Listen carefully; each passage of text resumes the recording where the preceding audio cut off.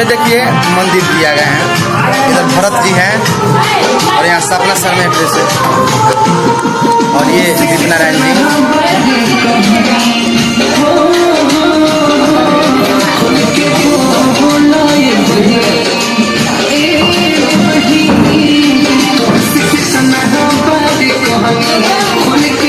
ये हमारे भरत जी हैं जो बहुत मेहनत कर रहे हैं।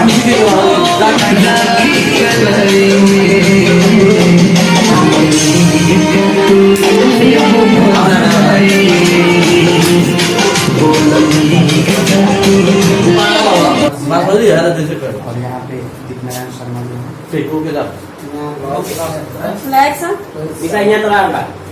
अभी क्या नीचे लोग तो बेच दे पीछे बेच ना ना बेच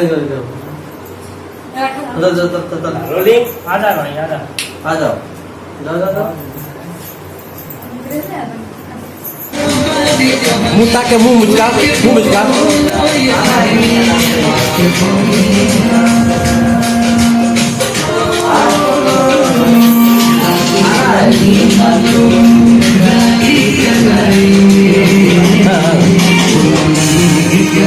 साढ़े चार कौन लगना यार